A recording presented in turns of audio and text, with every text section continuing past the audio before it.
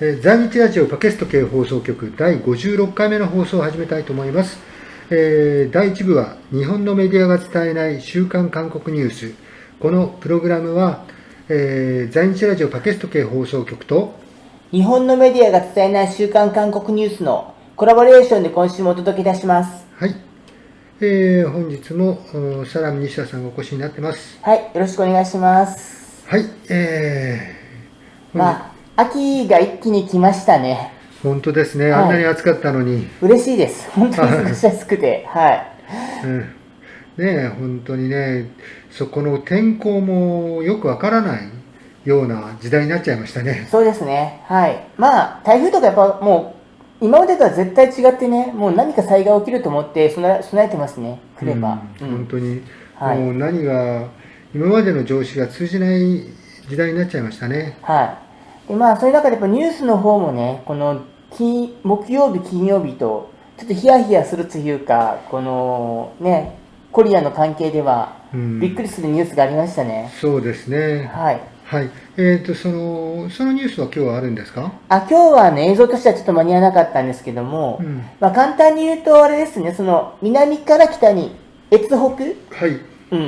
北に越北って言うんですけど、越北しようとして、北に行ったらもう海の上で、この銃撃されて死亡して、その場で、焼かれた、焼却されたという事件で、この韓国側もかなり強く、もう非人倫的な事件だということで抗議をして、金正恩委員長も昨日謝ったというふうな展開で、ヒヤヒヤなんですけども、本当亡くなった遺族の方のご冥福と、それから話し合いのきっかけになればいいなとは思いましたね。その前に裏で動いてたみたいですね。はい。それは聞きました。はい。それで動いてた時にこういう事件が起こって、逆にこういう進展がありそうな時に起こったから、早速それで今まで越北者で殺された人っていないんですよ。そうだと思います。その逆に向こうから来て、銃撃されるとか、逆に渡ろうとして、南側の韓国軍に射殺されるっていうのはよくあったんですけど、その北側に越北しようとして殺される、殺害されるっていうのは今まで歴史上初めてじゃないですかね。北側にしてみればせっかく来てくれるわけですから体制の宣伝にもなりますしね。はい。そこでやっぱりそうやってもうコロナで厳重に警戒していたっていうことは間違いなくあったとは思うんですけど、焼いたっていうのがやっぱりコロナ関係だと思いますよね。はい。じゃあメニューいきますね。はい。ですね、今日はですね、この日本でも最近のワイドショーでは、チュ・ミエさんの事件のことを、チョグク事件の第2弾だと、チョグクセカンドシーズン、なんてことでワイドショーなんかでやってるんですけども、で日本でこの伝えられているこの韓国のこの文政権の与党のこの疑惑に関するニュースが、果たしてどれぐらい事実なのかということで、与野党のいろんな議員の今韓国でこの問題になっている議員の、疑惑を比較しようという企画です。で前半では、チュ・ミエ法務長官、今日本でも報道されてますのでね、それから、野党の元議員代表だった、ナギョンモン元議員のことをやりたいと思います。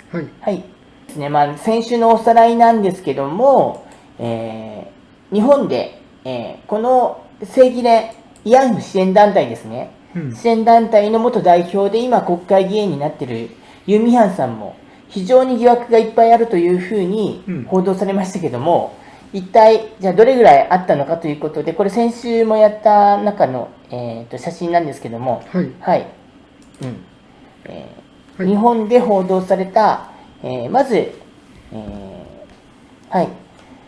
正義連のこの資金を、使って、娘の留学費用に充てたとか、あと、不動産を5件現金で一気に、いっぺんに買ったとか、で、ZIP をこの関連のセンターの管理人にして、名ばかりの管理人にして資金を流用したとか、300万円、居酒屋で一晩で使った。で、こういうこと全部不起訴になったんですよね。で、その不起訴になってるんですけど、それは日本のメディアでは報道されていませんよね。で、起訴された容疑にはどういうものがあるかということで、先週のおさらいなんですけども、次の写真ですか？はい、次の写真ですね。お願いします。はい。はい。次の写真で、このことだけ補助金の管理に関する法律違反とか、このことだけを見ると、随分悪いことをしたように見えるんですけども、で、この中で例えば一例挙げますと、この5番目のこの公衆衛生に関する法違反というのは、この関連のこの施設の中で、他の市民団体の人を止めたことがあったんですよね。でもこのほら、宿泊施設の届け、要するに、この、名前が出てこないな。あれだ。宿泊者が、宿泊できる許可を、認可を得てなかったということですね。取ってなかったということですよね。それだけのことです。だからこれなんかもうほとんど起訴するに値しないような事件ですよね。で、この中で唯一罪になりそうなものとすれば、この3番のこの業務上の横領なんですけども、これは、個人の口座で、ユミヤンさんが個人の口座で、この亡くなったハルモニたちの葬式を運営したということなんですよね。これはもしかしたらその、この資金の流れがね、証明できなければ罪になるかもしれないんですけど、1000万円ぐらいですね、これでも。というようなことで、日本のメディアがどのように伝えているのかということで、ちょっとざっと見ていただいたんですけども、一番最初に今、ワイドショーでよく流れているこのチュウ・ミエさん、チョグクさんの後の法務長官なんですよね。すごい大きな罪を犯したように報道されてるんですけども、実際はどうなのかということを見ていただきたいなと思います。はい、じゃあ行きます。はい。추미애 법무부 장관의 아들 서모 씨의 군 복무를 둘러싼 논란과 관련해 언론의 마녀 사냥이 심하다는 동료 병사의 증언이 또 나왔습니다. 서 씨와 같은 시기 같은 곳에서 복무했던 카투사 사병은 라디오 인터뷰를 통해 서 씨는 특혜 없이 성실하게 군 생활을 했다면서 서 씨의 휴가 미복귀는 없었다고 주장했습니다. 들어보시죠. 좀 말이 안 되는 게 저희가 점호를 안 한다 이것뿐이지 인원 체크는 확실하게 이루어지고 있기 때문에 이건 말이 안 된다고 생각합니다. 저희는 난리 난 적 없습니다. 또 최초로 의혹을 제기했던 당직 사병 현모 씨는 다른 중대 소속으로 현재상 제대로 알기 힘든 위치에 있었다고 지적하기도 했습니다. 들어보실까요? 미군 편제가 달랐기에 교류가 거의 없는 편이었습니다.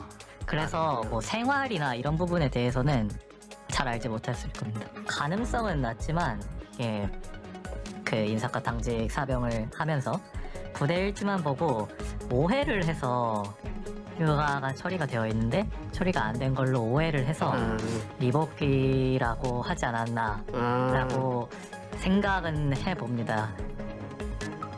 평창 동계올림픽 통역병 선발 청탁을 했다는 주장에 대해서도 청탁은 불가능하다면서 당시 모두 지켜보는 가운데 현장에서 제비뽑기를 했다고 반박했는데요. 그러면서 서 씨와 함께 복무했던 사람들의 이야기는 기사화되지 않고 있다면서 언론의 선택적인 보도를 비판하기도 했습니다. 역시 들어보시죠. 악의적인 보도나 이런 게 이제 좀 큰 역할을 하지 않았나 그렇게 생각을 합니다. 당시 같이 생활을 하던 배틀 중대 카투사라면은 모두 알고 있을 텐데 서 씨는 굉장히 모범적인 생활을 한 카투사였어요. 실제로 이렇게 최근 온라인 커뮤니티에는 현직 카투사로서 답답한 마음에 쓴다면서 서 씨의 주장을 뒷받침하는 글이 잇따라 올라오기도 했습니다. 이런 가운데 의혹을 제기했던 당직 사병 현 씨는 권익위원회에 공익제보자 보호 신청을 한 상태인데요. 이처럼 추 장관 아들의 군 복무를 둘러싼 진실 공방이 갈수록 치열해지면서 검찰이 어떤 수사 결과를 내놓을지 관심이 커지고 있습니다. はい、どうぞ。はい、ありがとうございます。最後にこの証言者の人は、同じ部隊で、このチュミエ長官の、子供さんと勤務してたんですよね。で、なんで同じ勤務をしていた同じ部隊の兵士の証言を聞かないんだということをちょっと怒って言ってるんですけど、そういえば今流れてるこのチュミエ長官のこの問題で、同じ勤務のそのね兵士の証言ってほとんどないなと思うんですよね、考えてみれば。でこの問題本当に簡単で、膝の手術実際受けてるんですよね、住江長官の息子さん。でその病気の休暇を取ることに何の問題があるのかということなんですよね。であと保守のメディアが1個だけ言うと、父母の地位を使って特権休暇を行使したということで電話をかけたと。で電話をかけた証拠があると言ってるんですけども、この電話このオフィシャルな軍当局の窓口なんですよね。で特権を行使する人がオフィシャルなところに電話するでしょうかと、いうことを考えていただきたいなと思います。でおそらくこの問題ちょっと経つともうすぐ消えちゃうと思うんですけども、韓国でも、問題なのは先ほどのこの、正義連のユ・ミハンさんのことでもあったように、韓国ですぐ削除されるような記事であっても日本ではずっと残っちゃうんですよね、そういうフェイクニュースが。まあそれが一番の問題じゃないかなと思います。はい。はい。そうですね。そうですね。じゃあまあこのこと正直言ってこの問題バカらしくて話せないですよ。そうですね。今まで取り上げようかなと思ったけどなかなか取り上げる価値もないなと。だからもうこれは野党とそのマスコミの合作で、そのないものをあるように見せてるあれですよね。フェイクですよね。はい、そういうことです。で日本のメディアが今このワイドショーですごくこのことをやってるんですけども、これよりももっとやってほしいなと思ってるのが、次に写真だけお見せするんですけども、ジャパンライフ、皆さんニュースで見たと思うんですけどね、2100億円の詐欺なんですよね。でしかもこのジャパンライフがこの高齢者の人たちを詐欺するときに、主に高齢者ですけども、使ってたのがこの安倍総理と一緒にこの桜を見る会で撮った写真なんですよね。でこのことを今ね報道するべきなのか、それともチュ・ミエさんのことを報道するべきなのかということを、考えていただけたらなと思います。わかりました。はい。じゃあ次いきますか。次お願いします。じゃあかけますね。次はですね、チョ・グクさんの失礼しました。チュ・ミエ法務長官の代わりに、一方で日本では全然報道されない、元、野党、未来統合党なんですけど、その時の名前は、の院内代表だったナ・ギョンウォン元議員、4月に選挙で落ちちゃったんですけども、の疑惑なんですよね。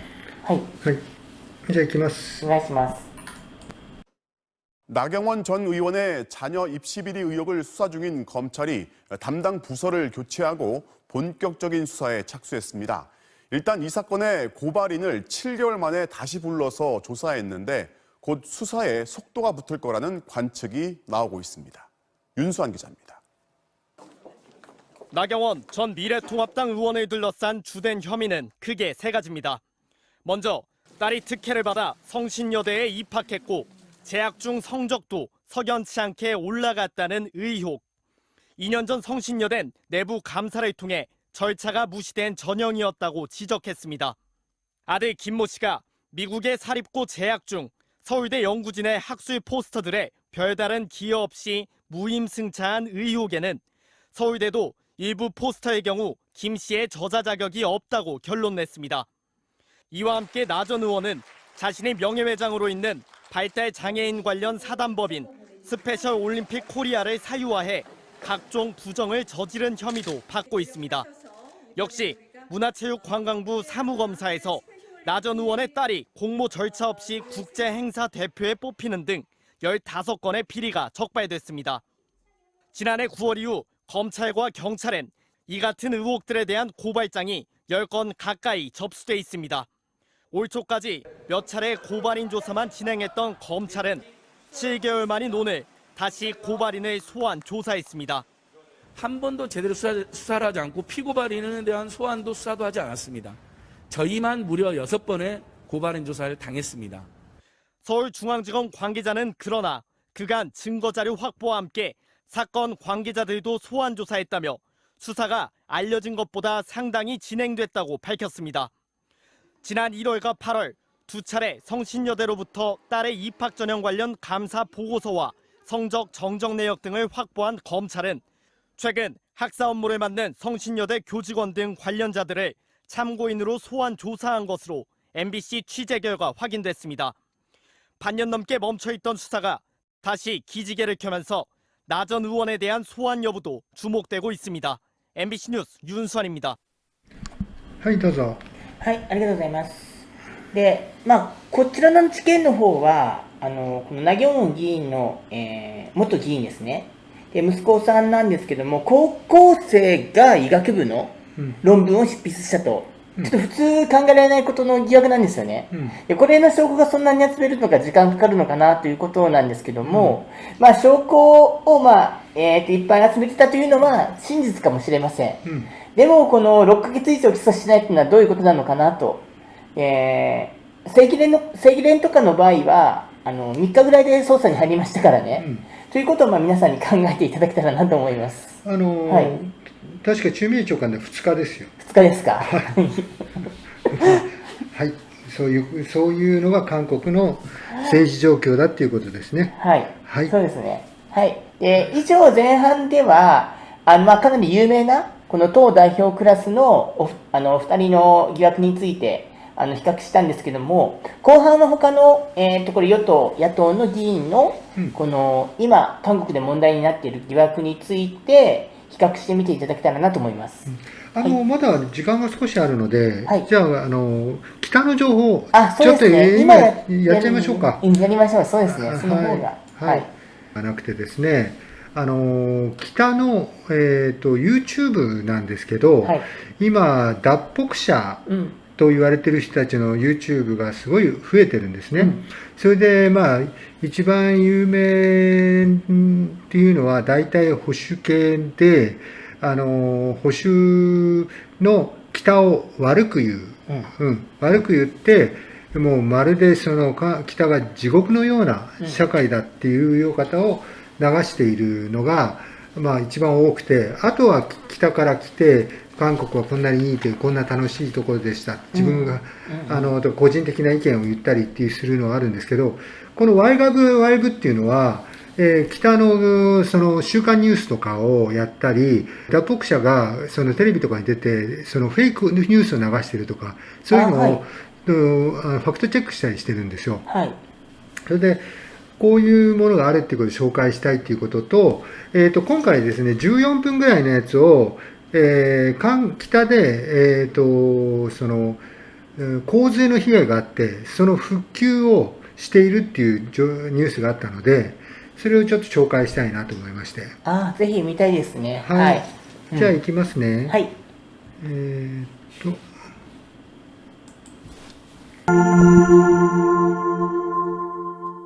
첫 번째 소식은 김정은 위원장 수해 복구 현지 지도, 인민들을 위한 필요한 모든 조치를 다할 것이다 라는 다짐 같은 선언 같은 거네요. 네.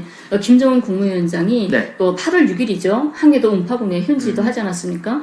그때로부터 지금 한 달 정도 지났거든요. 1만 2천 명의 수도 당원들 결국 때 나가지 않습니까? 함경남도에 지원봉사. 근데 그건 지금의 마이삭이나 하이선 때문에 나갔던 거고, 그 이미 전에 한 달 전에 이거는 홍수 처음에 수해났던 거죠. 곡창지대. 네네. 항해대 곡창지대 때 한 달 전에 그때 김정은 위원장이 빨리 여기에 옛날 모습을 누구도 찾아볼 수 없게끔 해서 800세대를 지으라고 방침을 내립니다.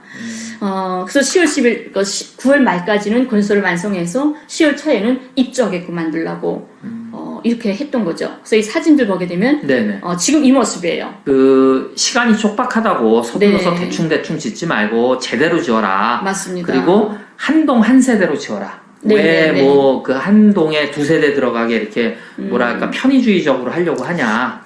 산림집 건설을 9월 말까지 끝내고 10월 초에는 새 집들을 하게 하여야 한다라고까지 했죠. 이 산림집 하나를 좀 사진 좀 보세요.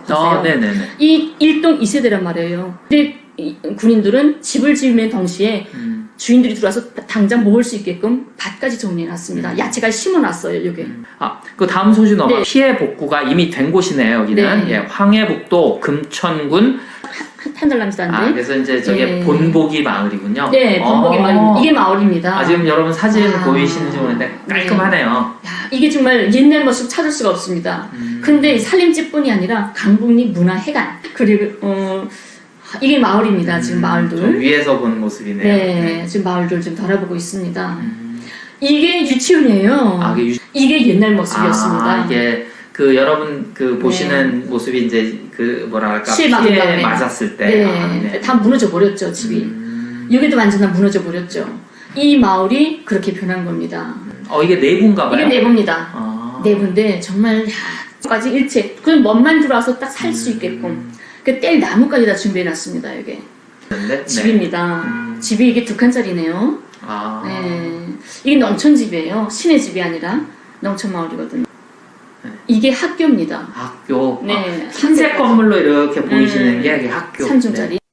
はい、見ていただきましたけど、いかがですか？あれ、だから、8月のね、6日ぐらいに洪水が発生して、それでこれが9月の15日ぐらいのやつなんですけど、1ヶ月ちょっとで、ああいうふうに村を再生してるんですよね。それで特徴的なのが、その1世帯で、1棟1世帯ではな2世帯とか入れるんじゃなくて、1棟に1世帯入れるよね、便宜を図らうようにっていう指導で、それ随分しっかり作られてるんですけど、それ特徴的なのは、庭に、菜園、家庭菜園があるんですよ。それで、結局、これから冬場になる前に、おかずとか、食べる食料がなくなるから、すぐできるようにっていうか、もう、軍隊が家を建てて、復旧作業をして、家を建てて、それで、畑とかまで作ってるんですよね。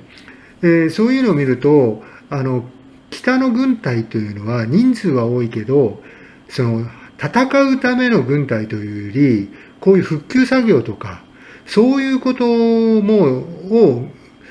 の部隊が多いんじゃないかと思いますよね。だから今までの作業、軍人が多いって言うけど、ちょっとイメージが違うんじゃないかなっていうのがね、私今回感じたんですけどね。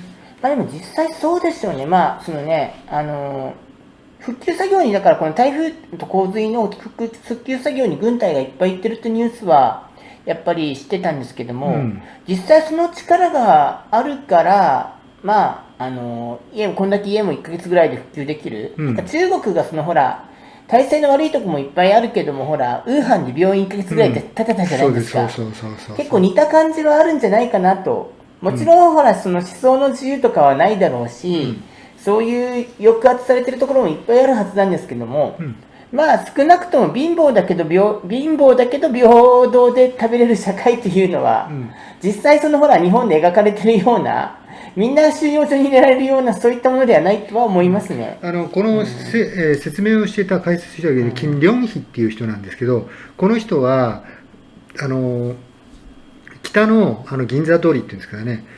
すごい今発展してるとかでしょ。あそこのマンションに住んでる人なんですよ。住んでた人なんですよ。それで、その、ブローカーに数ヶ月間海外に行ったら、すごいお金もらえるよって言って、それ出てきちゃったんですって。なるほど。それで、自分は数ヶ月したら帰れるもんだと思ったら、結局帰れなくて、今もいて、それで今ずっと北に帰らせてくれっていう陳情をしてる人ですね。そういう人もやっぱり実際いるはずですよね。だから今までは見えなかったんですけど、そういう人たちがいて、それで時々、そういう北の情報とかも紹介できればなと思います。まあやっぱり日本もね、やっぱり絶対日本がいいとか、日本人がいいとかって、日本すごいとかっていうふうに、日本の中では言われてるけども、じゃあ他と比較してどうかっていう比較する材料はやっぱり私たち普通に日本に来てると思ってないと思うんですよね。で、まあそういう比較する材料を私たちはね、まあそれは韓国のことでもそうだし、皆さんにどんどん提供していけたらいいなと思いますね。じゃあ一応前半はこれで終わりにしますね。後半もよろしくお願いいたします。よろしくお願いします。お楽しみください。